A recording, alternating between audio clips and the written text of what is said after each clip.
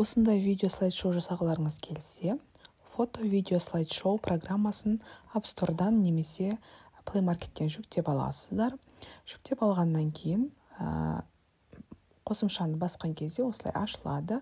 Создать видео бастырмасын басасыздар, және де осы жерде көптеген шаблондардың түрлерін көресіздер. Өздеріңізге ұнаған бір шаблонды таңдап алсаңыздар болады.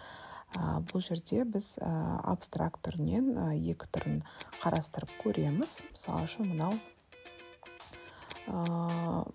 келесіде осындай бір ерекше шаблон. Осы шаблонды қолдансаңыздар болады. Не болмаса, келесі шаблонды да қазір қарайтын боламыз. Арасында осындай рекламалар шығып тұруы мүмкін. Бұл рекламаларды өшіріп тастайсыздар. Келесі шаблонның түрі мен қолданған шаблон, яғни ұстаздарға өте ыңғайлы тематикаға қатысты осындай бір шаблон ерекше. Осындай шаблонды таңдап өзім қолданып көрдім. Сіздерге де ұсынамын. Алдын ала дайындап қойған 4 фотоларыңызды қоясыздар. Жаңағы диплом, сертификаттарыңызды, бұл сертификат дипломдарыңызды зарания бір бетіне бірнеше сертификатты реттеп қойып дайындап алуға болады. Мен енді мысал ретінде осылай қойып шықтым. Бірінші бетіне әрине өзіңізді таныстыру керек болғандықтан аты жөніңізді жазып дайындап қоясыз, және де осылай рамканы ретімен қойып аласыздар.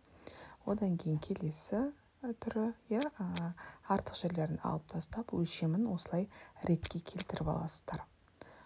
Содан кейін келесі жоғары жақтағы галочканы басып отырасыздар. Келесіге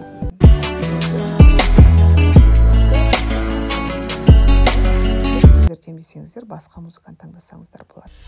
Содан кейін галочканы басқаннан кейін запись видео деп генерация жасалады. Сіздің таңдалған суреттеріңізбен осылай альбом ретінде ашылатын видео слайд-шоу процесі, жазылу процесі басталады. Запись видео деп экранда көрініп тұр.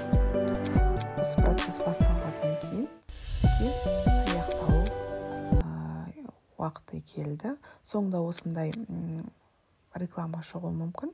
Енді бұл қосымша тегін болғаннан кейін реклама болады. Соңында мынандай батырмалар болады.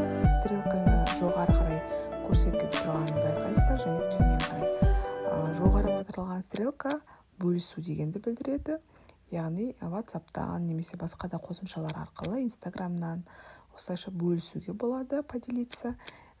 Келесі батырма стрелочка вниз, төмен қараған стрелочка, ол видеоны сақтайды. Видеоңыз автоматты түрде, MP4 форматында сіздің галереяңызға сақталатын болады.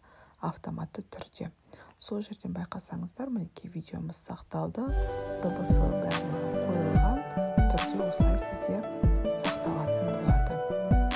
Өте керемет және де қолдануда қарапайым қосымша.